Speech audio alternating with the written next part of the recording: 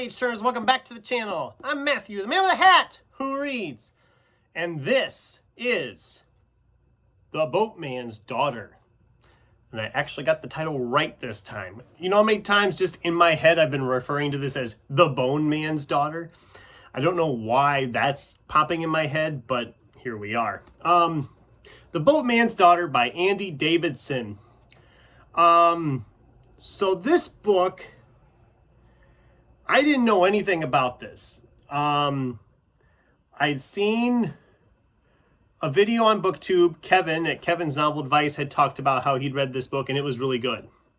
And that's lodged into the back of my head. And then when I was at Half Price Books, I found it for, I think it was $8. Looked brand new. Still looks pretty good shape, as you can see.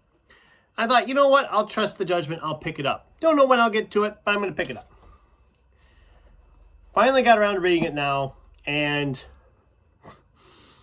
oh boy, was this great. I loved this so much. So I'll give you the synopsis first. Alone, since her father was killed when she was just a child, Miranda Crabtree has kept her head down and her eyes up, ferrying contraband for a mad preacher and his declining band of followers to make ends meet and to protect an old witch and a secret child from harm. But dark forces, both human and supernatural, are at work in the bayou, conspiring to disrupt the rhythms of Miranda's peculiar and precarious life. When the preacher makes an unthinkable demand, it sets Miranda on a desperate, dangerous path, forcing her to consider what she will sacrifice to keep her loved ones safe. Now that's both very detailed and very vague. So that you're probably thinking, okay, creepy stuff happening in the bayou. And you're right, it is that. The very atmosphere of this book made me want to keep... The atmosphere itself was a character, it seemed like, because it has such a gothic, dark backwater type look to it. It just feels this like it's oozing that gothic stuff, you know. There are some moments that are kind of creepy. There's some moments that are very reminiscent of where the Crawdads sing. I don't know. It just really, something about it really clicked with me. It didn't at first. I was going along like, okay, it's fine. But then I got to like the last 200 pages and I just tore through it and couldn't put it down. The characters, there's not a huge cast of characters, which is kind of nice. Because something like this, I would think, okay, there could be a ton of characters here. But our character cast is pretty small. They're all characters well, I shouldn't say you're rooting for all the characters because, you know, there is a mad preacher. You're not rooting for him because he's just completely psycho. But everybody else, you're rooting for everybody. You want everybody to kind of have this happy ending. And as it's proceeding, you can tell right away they're not all going to get that happy ending. I don't know. Something about this just really hit me at the right time. It really clicked with me. Does it fit June on the Range? Not really. And I kind of threw it in there because I thought, well, it has the kind of had a feel for something like that, and that like a Southern feel, and it has a little bit of that Southern feel, but not like the Old West Southern feel.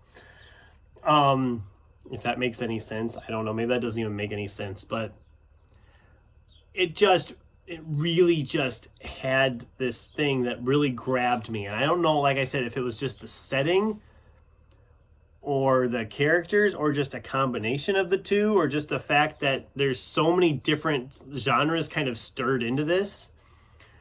I mean, you have some horror elements and you have some thriller elements and you have some fantasy elements. You have some just very strange stuff going on, and it also feels really grounded at the same time. It has some coming of age vibes to it at times. It has some just romantic vibes, thin romantic vibes, not much, but there's just so much to unpack in this thing.